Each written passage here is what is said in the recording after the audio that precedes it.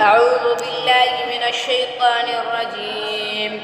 بسم الله الرحمن الرحيم. يا أيها المزمل قم الليل إلا قليلا نصفه أو انقص منه قليلا أو زد عليه ورتل القرآن ترتيلا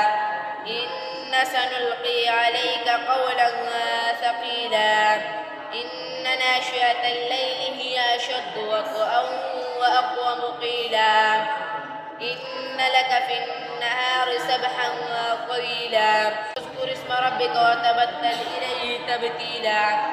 رب المشرق والمغرب لا إله إلا هو فاتخذه وكيلا واصبر على ما يقولون واهجرهم هجرا جميلا وذرني والمكذبين أولي النعمة ومهلهم قليلا إن لدينا أنكالا وجحيما وطعاما ذا عسرة وعذابا أليما يوم ترجف الأرض والجبال وكانت الجبال كثيبا مهيلا إنا أرسلنا إليكم رسولا شاهدا عليكم كما أرسلنا إلى فرعون رسولا عصى فرعون الرسول فأخذناه أخذا وبيلا فكيف تتقون إن كفرتم يوما يجعل الولدان شيبا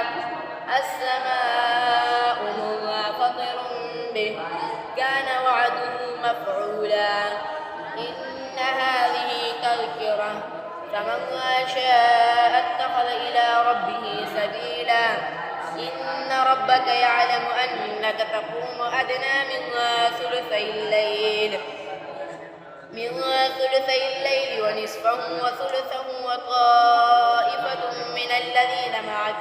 والله يقدر الليل والنهار علم أن لن تحصوه فتاب عليكم فاقرؤوا ما تيسر من القرآن علم أن سيكون منكم مرضى وآخرون يضربون في الأرض يبتغون من فضل الله وآخرون يقاتلون في سبيل الله فاقرؤوا ما تيسر منه وأقيموا الصلاة وآتوا الزكاة وأقرضوا الله قرضا حسنا وما تقدموا لأنفسكم من خير تجدوه عند الله هو خيرا وأعظم أجرا واستغفروا الله إن الله غفور